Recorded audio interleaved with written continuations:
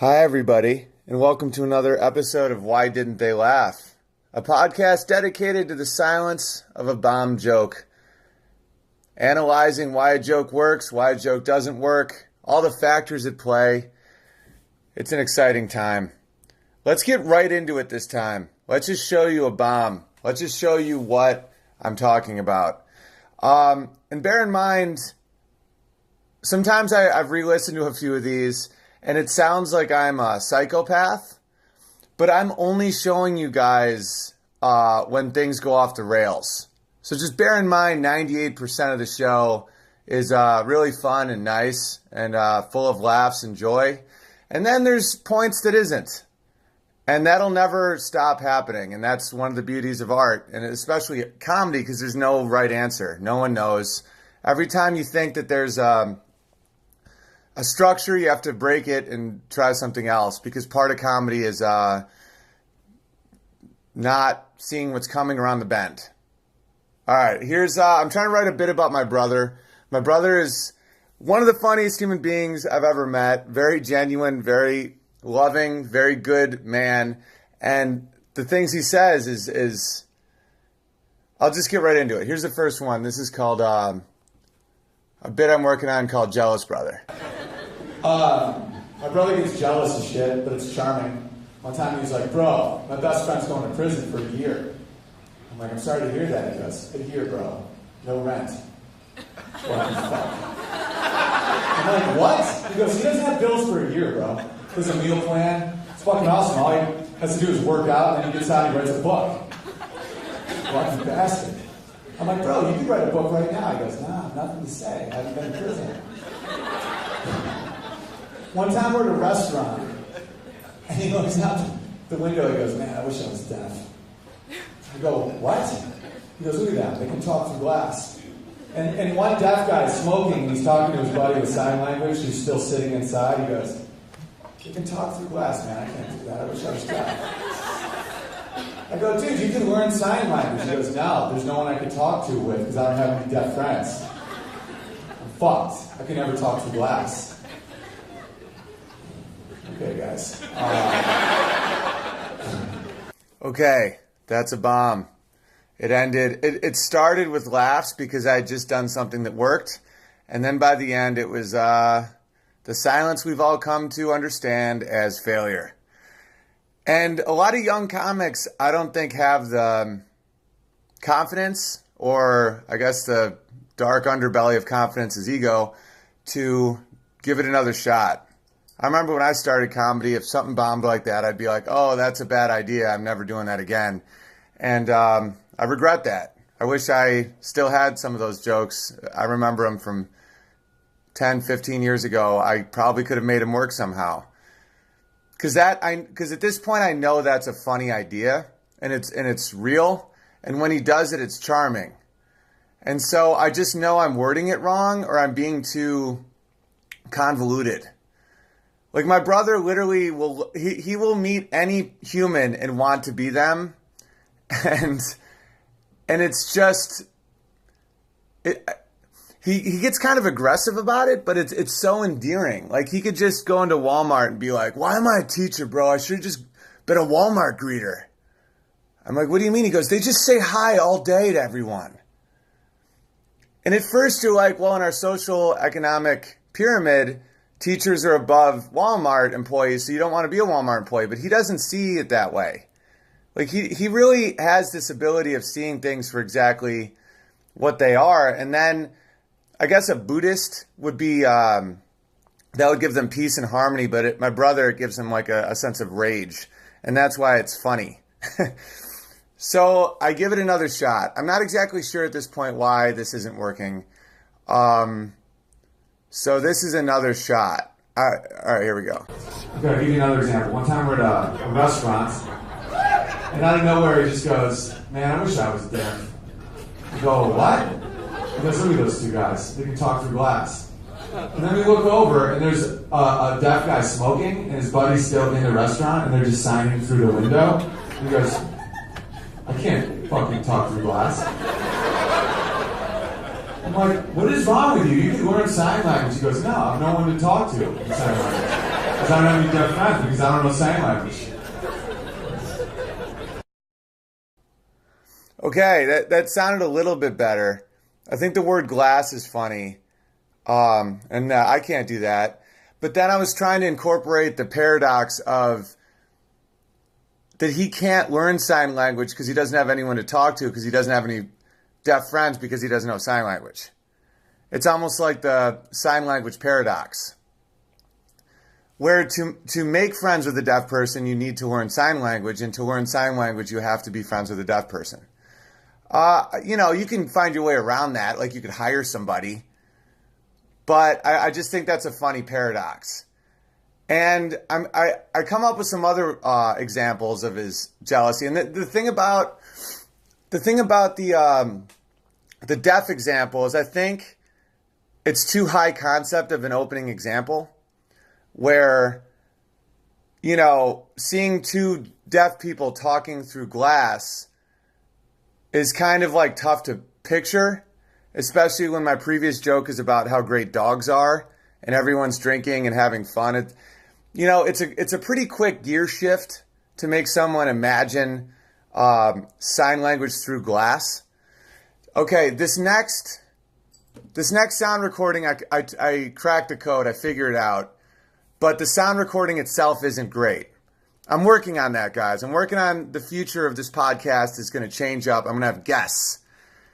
I'm talking to a company right now about them producing it so that I can have guests. Right now I'm recording these on my phone. I have like a little Zoom microphone that I attach to my phone, and then I just put it on my computer. So I'm basically doing all the audio for this, and I'm not an audio engineer.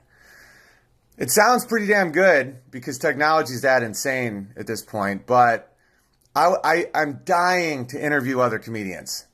A lot of people loved the episode I did with my mom, and I think part of the reason is because there's interaction. I love interacting with people.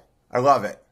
And sometimes I sound a little too professorial on these podcasts, but that's just because I'm alone. Like, it sounds like I'm giving a lecture, or one of my buddies back home was like, yo, I really like your podcast, but you sound like you're talking down to me. And I'm sorry if it sounds that way. He's the only one who said that, but he's also super honest to the point of being a dick. So if I sound like I'm being condescending, it's because I have no one to talk to. I can't register facial expressions. I'm literally staring at my wall. Like, no joke, right now I'm looking at my wall. So I kind of overproject. Maybe it sounds condescending. I have no idea. If I have another human here, it would probably help. And every comedian goes through this. And other people, their stories must be amazing. This is just on a weekly basis I'm doing this. This is just from last week. Okay, so this is when I figured it out. And bear in mind, the sound quality isn't great, as I said. And if you're downloading this and listening to this, it means you like me, you like reading intense, weird books that I keep recommending, and you also like the process of comedy. So the audience, I'm guessing, it's not the American Idol audience. It's not huge. It's probably very specific, so you guys can deal with this and enjoy it for what it is. I use an example everyone can relate to, and then I'm off to the races. Check this out. It makes me laugh. My brother gets jealous of everybody. He wants to be deaf. He goes, bro, fucking wish I was deaf. I go, why? He goes, I like peace and quiet. Makes sense, right? That's how fucking genius he is. You never think about it. He's like think about how much you just want peace and quiet. Deaf people get it at all times. And he goes, and they can talk through glass. I go, what? We're at a restaurant at the time. He goes, look at those two guys. There's two deaf people, and one was smoking a cigarette outside, and the other was inside, and they were still talking. And my brother was like, I can never do that. I'm like, that's a fucking good point. I'm like, they can talk through, like, material that doesn't carry sound. That's incredible. Like, other examples of his jealousy, he goes, yo, one of my friends is going to prison, dude. I'm like, I'm sorry to hear that. He goes, a year, no rent, lucky fuck. People just give him all his food. He has no bills, and he just works out. He's probably going to write a book.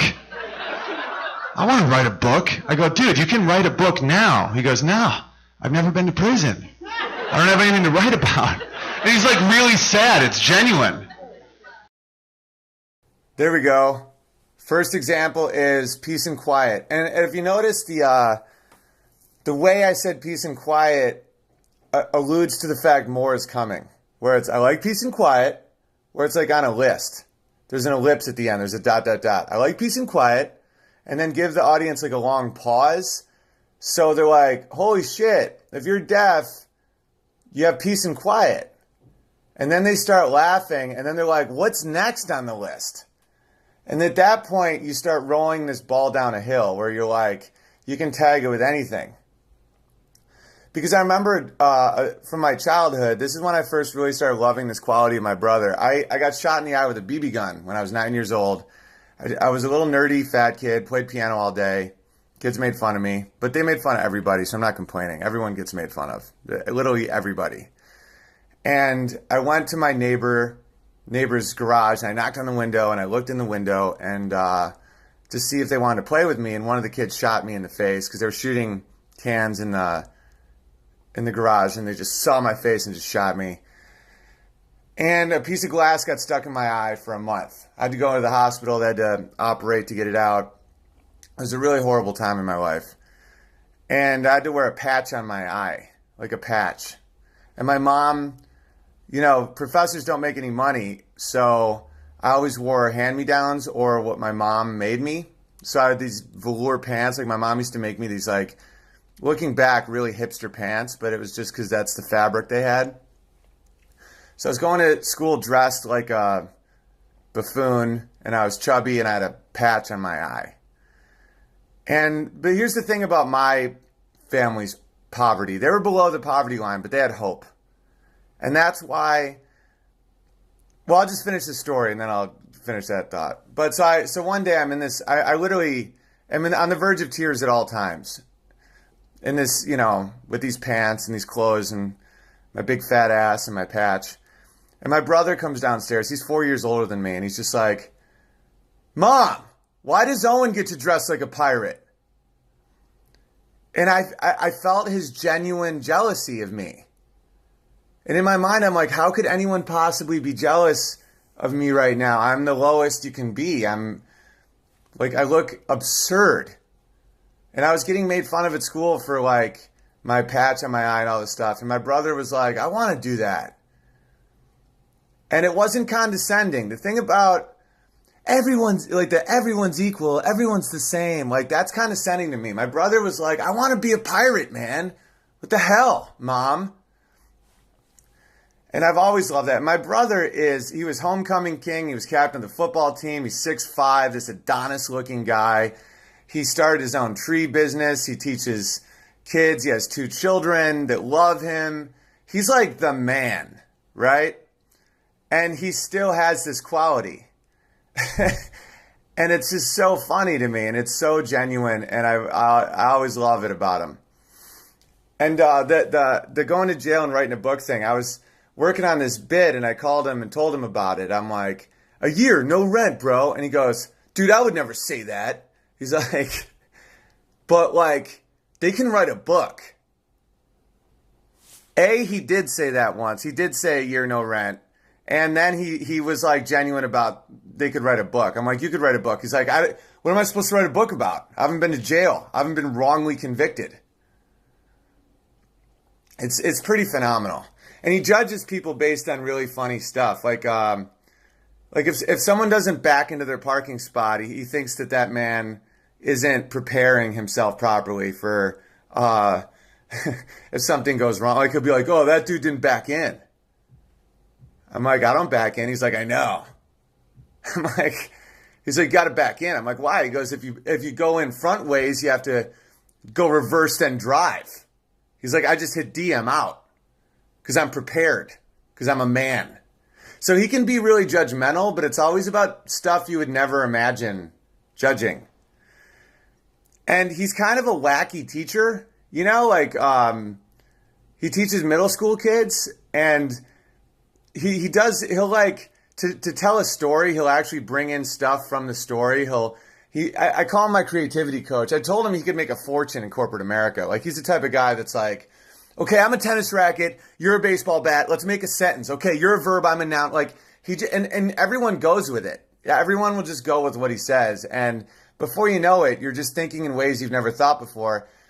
And like, you'll go into his room and it looks like right out of a Johnny Depp movie. It's just like there's stuff hanging from the ceilings. There's a rag with like eyes drawn out of it, and it's like named and pinned on the wall. And I'm like, what is all that? And his kids always score they always score the best on all the tests. Like, he kills it because he understands passion and he understands empathy, and he's just a phenomenal person. I wish that I had an interview with him, but that's coming. I do have an interview with my dad that I'm using next episode. I said this episode I was going to do music. It's too big of a topic. I got to catch a plane in 2 hours. And I mean, this week I read the first time I read, and this week I listened to, because sometimes it's really good to listen to books. This Is Your Brain on Music by Daniel Levitin. If you read any book this year, read this book. If you like neuroscience, because he like produced the Grateful Dead and Sting, and he's a music producer who then went on to get his PhD in neuroscience, and now teaches neuroscience.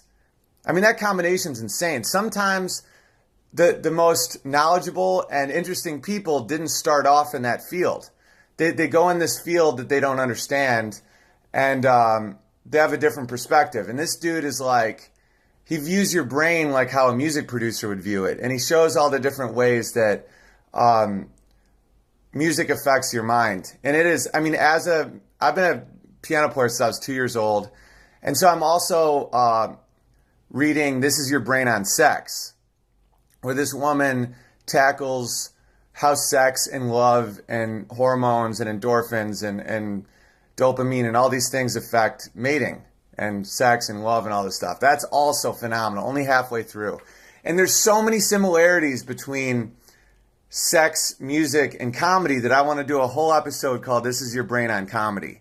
And that's going to require some work on my part. So that's coming in the future. This one, I just wanted to get back to the basic form of the podcast, which is show a joke bomb a little less, and then show it work. And that's what we're doing. And I have something else I want to show you. I want to show you why comedians don't take risks. Because it's scary. Because people get balls. The crowd gets a little confident, and then they can come at you. You know, sometimes showing weakness can be really terrifying. Because I'll show you. Here's me finishing a joke. Here's me finishing a joke about my brother being jealous of deaf people, and it wasn't working. So this is what happened right after in one instance. All right. Got something else. You guys are fucking great. Where's that going? You'll never know. I think communication's important, isn't it? She just goes, now he's going to talk about communication. You got the fucking Roger Ebert of stand-up comedy over here. Okay, you see what happens? You see why sometimes in my podcast I sound really aggressive? Because I'll show you why things get aggressive. Because when you show a chink in your armor, when you show a hole in your wall, you know, armies start invading. And I try to do my new stuff early in the set now because I don't want the success of jokes I know work to come into play with new stuff. I mean, I have so much respect for Louis C.K. where he will do an hour, scrap it, and start fresh. And I totally understand why he does that, because I think jokes that work can influence jokes that don't work, and then you don't know what works anymore. So that's why I try new stuff up top. Like, I'll do one, maybe two jokes that I know work, and then I'll start doing new stuff. If you do new stuff too late, you know, you own the crowd to the point where they'll laugh at whatever you say, and then you learn nothing. I don't have the clout to do what Louis does. I'm not as good as Louis C.K. I can't do what he does. I can't just scrap all my jokes. I slowly scrap them. For me, it's almost like climbing a tree, where I have my hand on the base of the tree, like the trunk, and I'll reach out to new branches, but I still have that trunk. And then over the course of another year, I'll have another hour, but it takes me a full year. And, you know, I just understand why he does it. Anyway, so you heard what this woman said. She said, "How does it end?" And I'd already said the ending. So I said, "You'll never know," just to be funny. And then so communication's important. I just tried to do another thing. She goes, "Oh, now he's going to talk about communication." So at this point, I have to address the rebel coming at the dictator. So this next joke, I don't know if you saw my last hour special, High Five Till It Hurts. It's on Comedy Central. You can get it on ComedyCentral.com. But here's kind of a version of one of my jokes that I know works. I'm going to spare you the beginning. It's about road rage, and it starts with me at a red light. Light turns green. Guy behind me honks for me to go. I choose to just not go to make him late. This is this long story, but I'll just show you how she now becomes part of the show. So I started thinking there's only one horn. Man, that's the only option. We need a second horn that's nice. It's like a nice option. Like, think about how different driving would be if you're at a red light, the light turns green, you just hear, they hit your thank you horn, beep, honk, and go in peace. Then there should be another horn that says, I'm not honking at you, it's the dude in front of you I'm in a situation with. Where you're like, man, someone's like, what? I'm like, no, we're bros. It's that fucking guy. No! It's a yield sign. The yield sign's like the stop sign stoner brother that never got his life together. Like, stop sign's like, stop. You're like, yes, sir. Yield sign's like, stop. I guess, kind of. I'm like, what? He's like, just like slow down a little. I don't fucking know. Just like going to the car. Is that joke good enough for you or not? Yeah, because the joke I was going to do was that joke. When I was like, communication's important, I was going to go into that joke. So at this point, I have a little spite. I have to kind of show her that, because I want to do more new stuff, and I don't want this woman to keep talking. Oh, and by the way, after the show, these people are always happy. Like, I'm not being a dick to them. It's just, you have to address what they're saying. Because in my last episode, the Theory of Almost Everything, the Skeet Skeet episode, you'll hear me be like, you people are morons. They still leave happy. I'm like trying to make everyone happy. But sometimes you have to be good cop, bad cop, almost like in a schizophrenic manner with the crowd. Because this woman's still smiling, or I would just ignore her. But she wants attention, and she's annoying the shit out of me. So I do another bit about... Again, I'll save you guys the beginning of the bit. It's about rock stars, how guitar players always like pump their hips when they play the guitar.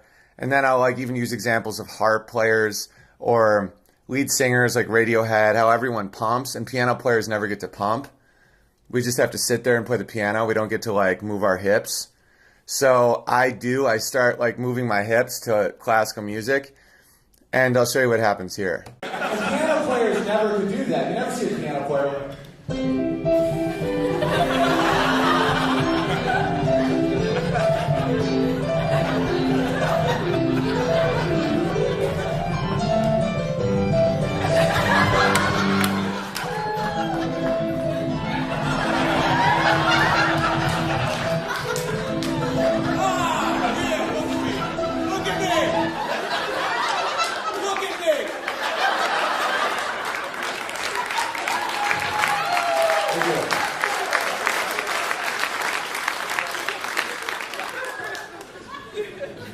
Because at that point, I started like, when I'm humping, I just started looking right in the woman's eyes and looking like a crazy person. And then I got off the piano and just got on my knees and started like pumping right near her and just screaming, look at me. And she was laughing, so the crowd felt safe. And then that was another way for me to assert dominance. I don't know what this clip is. I labeled these Ebert 1, 2, 3, 4. Like I just called this folder Ebert because she's a critic. So we'll see what happens here. I try not to drink too much anymore because I feel like it's just one big Choose Your Own Adventure book. Remember those back in the day? It's like, choose beer or shot. Beer, you go to pizza place. Shot, you go to prison. Nice, that works. Oh, we tried something new and it worked. How's that end? Yeah, you're not my nemesis, but I love you still. Oh, okay. That joke I wrote that day, and when it worked, I I don't know. I don't know why I even played that. That was just me kind of rubbing it in her face. Because it didn't bomb, the Choose Your Own Adventure. So I was like, all right, look at that. But at that point, I don't know what works or not. And then here's the last one. I'm not exactly sure what happens here either, but this is called Ebert Final. Thank you. What's that? Shut Up and Kiss Me. That's a different comedian. Thank you. That is a good callback if it was me. I know it would work. That's a different human. That was Roz. Am I not a human? Are you a fucking killer song? Are you human? Or are you not one? I can't engage. It's the early show. What's that? Is what? I wanted an ending to get laid. No, there's no. All endings. Wet. Want a different ending? Why? Because this feels crazy. Oh, did you just fucking call me crazy? You call me crazy? I'm gonna call my mom and tell her that you're verbally abusive. Good! Call her! Because that fucking bitch is also crazy. I was in a good mood. Why the fuck am I yelling? I was happy. I just got new pants. Fuck you! That's all idea. That's ending number 2. What one do you want? You fucking psycho. Alright. So the Choose Your Own Adventure. You want the happy one or the sad one? The guy doesn't have a good way. They could also end up in prison. Okay, a lot happened there. I forgot about that. So I do a joke about soap opera music, guys. It was in my last hour, and it's going to be in this new hour as well. I changed it enough where I can do it again because I really like the joke, and I'm probably going to do it forever. But it's basically a soundtrack between a man and a woman fighting, where the man gets like happy clown music, and the woman gets soap opera music. And male-female brains aren't that different. This whole men are from Mars, women are from Venus shit isn't true. Most of it's cultural, but there is some differences, obviously. But I'm not a comedian that's saying men do this, women do this. But it's reality, and I think it does help couples fight. So anyway, I'm doing this whole thing. That was just the very end, and I do it, and it closes great, and it closes happy. Where a guy's like, "Tell me the right answer," and it's like, "You should know the right answer," And she's like, "Shut up and kiss me." And that was my opener's joke. Faraz Ozell, who's amazing. I take him on the road with me a ton. Super funny dude. Look him up. But he does this bit about how if you're having an argument if you say something offensive by accident to a woman, just say, "Shut up and kiss me." Where it's like, I don't know. I'm not going to, I do no justice. Just let him tell it. It's hilarious. So she's doing a callback to someone else. So at this point, I know she's hammered. And then she's like, "You should get laid at the end." And I'm like, "Laid? I'll get arrested." So I just made the ending really dark. But the reason I showed all those clips is to show how much your show can go off the rails if you slip a beat. And that's why comedians don't take risks. That's why comedians will do a set and do it for 20 years because they don't want that to happen. And, Lou from Caroline's like 10 years ago, Caroline's in New York, said, "Keep writing." I was opening for Nick Swartzen, and one of his piece of advice, he's this legend, runs Caroline's, was just always keep writing. Because, I'll just give you a little tidbit of this new joke, or this new book. But in This Is Your Brain on Music, they discuss the 10,000 hours theory, where you're not a master of anything unless you've done it for 10,000 hours. And someone's like, "What about Mozart?" A lot of people don't realize Mozart's father was the greatest piano teacher in Europe. A lot of these childhood prodigies, quote unquote, child prodigies, they don't come out of nowhere. They're literally practicing 10 hours a day. I practiced piano all day, every day when I was a kid. And my dad sang opera, and my mom played the clarinet, and it wasn't because they made me. I just loved it. And if you go any profession or any art, across the board, you start seeing that it takes 10,000 hours to become a master of something. Comedy's a little weird, though. It almost happens and then it starts regressing. And one of the reasons I read so much and listen to so many books on podcasts or like on audible.com, which is phenomenal, is because I don't want that to happen in my brain.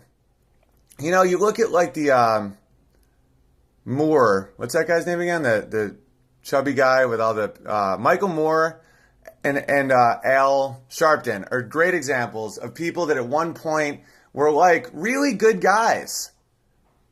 And then, I don't know, there's something about like male, especially men. Women age better than men. Women, like, over 50, women become very peaceful and wise and smart and just awesome. And over 50, guys sometimes just start spiraling. Like, okay, Al Sharpton, we kind of know Al Sharpton at this point as a guy who pokes the hornet's nest, who seems to enjoy racial fighting, who says crazy racist shit against white people and homosexuals, and he's just kind of an asshole. But if you look back at Al Sharpton, the dude was like really good for the underdog for a long time, and he stood up to people when no one else would. And, you know, same with Michael Moore. Roger and Me was a phenomenal documentary.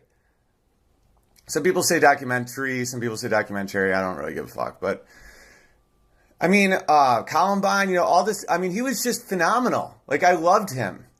And then there's a turn where he thought, I mean, this week, when he said that about the snipers, that snipers are cowards, it's like, you can just tell something's wrong with his brain.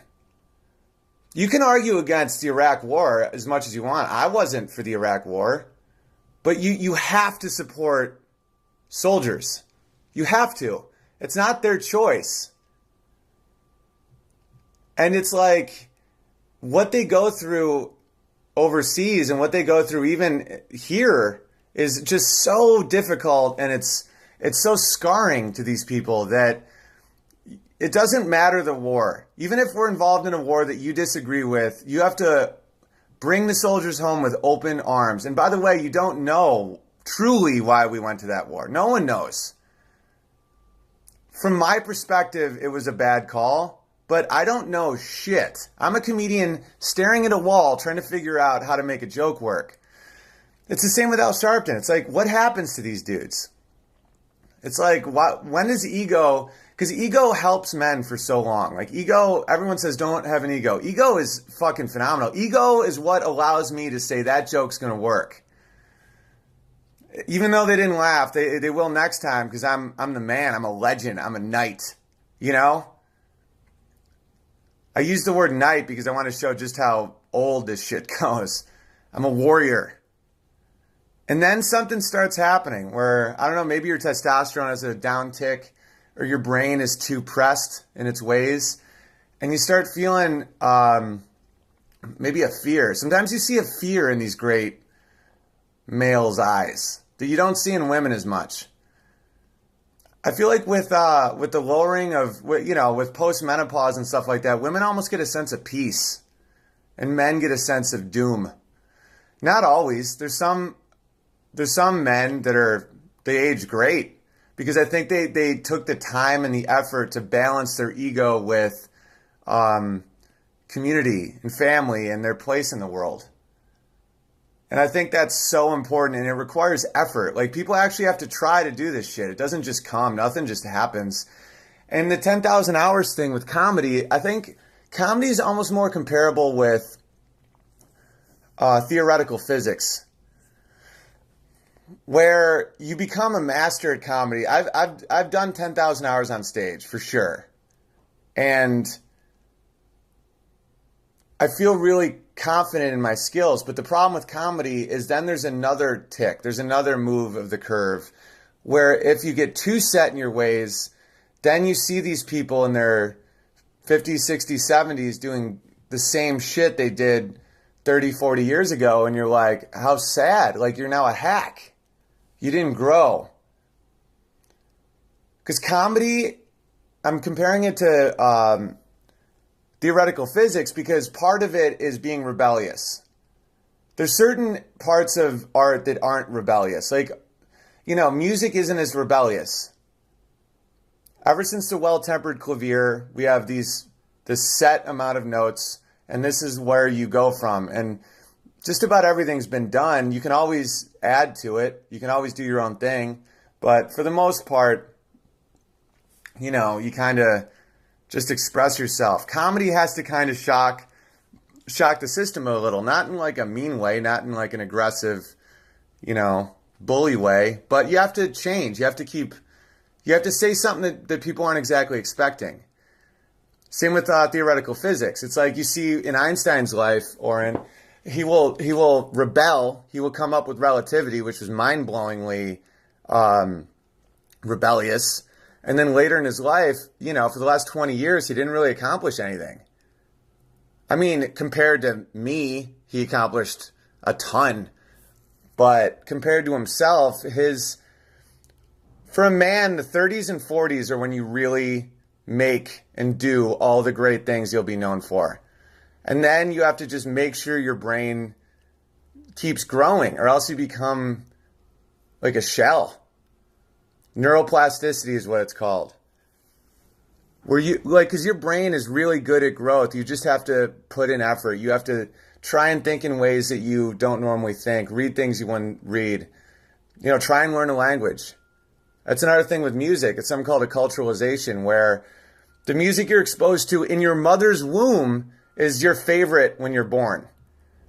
And the music you like when you're 14 is the music you will most likely like the rest of your life. You can still grow, but Alzheimer's patients that can't recognize their families many times will remember their favorite song when they were 14 years old, because that was at your height of emotion, because you're growing so fast, your hormones are popping so hard, and your memory works in a way where you remember things you care about. And at that point, you're becoming sexually mature, and the songs playing on the radio your freshman year in high school, you'll remember the rest of your life. And I have a hard time learning jazz because I wasn't exposed to it early enough. I'm trying, but it's hard.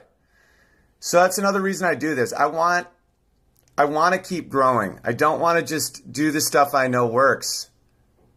And not just for my career, but for my brain and for my soul and for my place in society.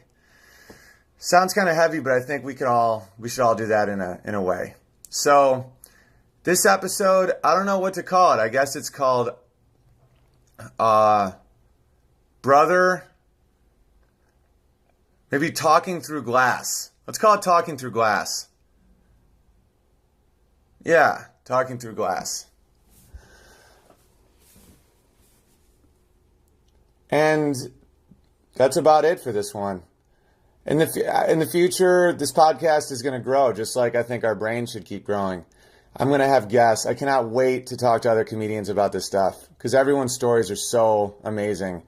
And the music episode, where I get to do a whole episode just at a piano, probably not with too many crowd clips, just kind of analyze what makes something funny versus what makes something emotional. And we'll all do this together. So make sure you subscribe to this podcast and spread it, because I don't really know how to promote things. I have Twitter, I have Facebook, but I don't really understand how any of that shit works. I still don't truly understand a hashtag. I usually do them sarcastically. And if you don't want to promote it, to be honest, I really don't care how many people listen. I have a few people that listen like religiously to it, and I just enjoy talking to them about it. Maybe down the line that'll change, but